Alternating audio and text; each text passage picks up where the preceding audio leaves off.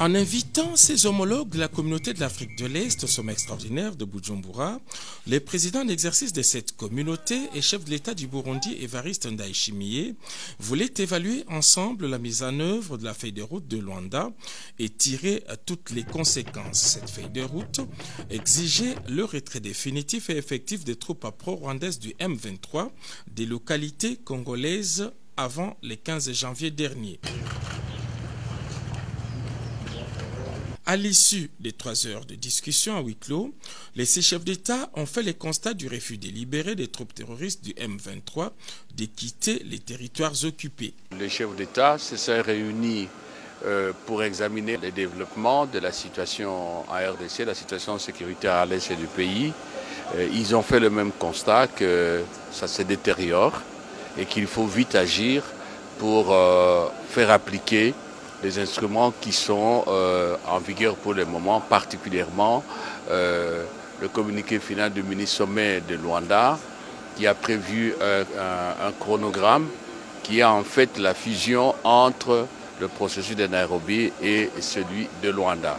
Et ils ont insisté particulièrement sur la nécessité de la cessation des hostilités, particulièrement du côté du M23 et son retrait, comme convenu, de manière que des Congolais qui sont des déplacés de guerre reviennent à leur domicile. Évidemment, de manière générale, ils ont encouragé le président Tshisekedi de continuer avec le dialogue politique qu'il a initié à travers les consultations. Et évidemment, le président leur a donné des assurances qu'il est ouvert à tout le monde.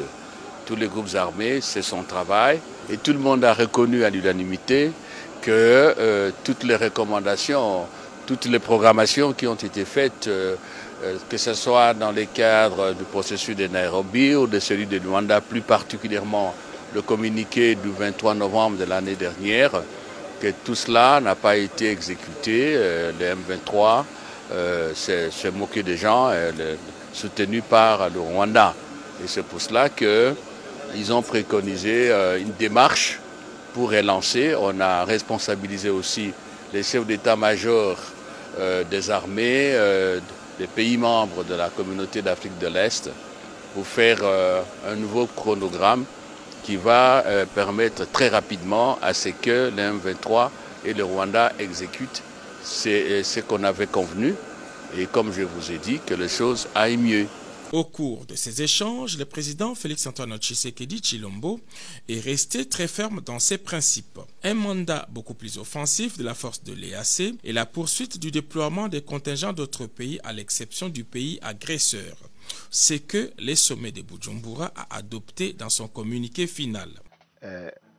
Le sommet s'est engagé à continuer dans son engagement en vue de rétablir définitivement la paix dans la partie est de la République démocratique du Congo et d'y établir la sécurité durable.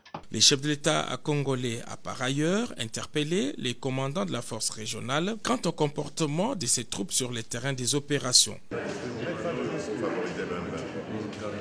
C'est très dommage que la population s'entraîne un peu. Vous êtes venus pour nous aider, vous n'êtes pas venus pour avoir des problèmes. Donc soyez vraiment attentifs à ça. Soyez attentifs à ça. Posez, répondez aux questions que la population, communiquez avec la population. Les 6 chefs d'État ont levé l'option d'une réunion des chefs d'État-major des armées de l'EAC dans une semaine, bien avant une réunion plus élargie pour une double évaluation des processus de Luanda et de Nairobi dans la 2e quinzaine de ce mois à Addis Abeba.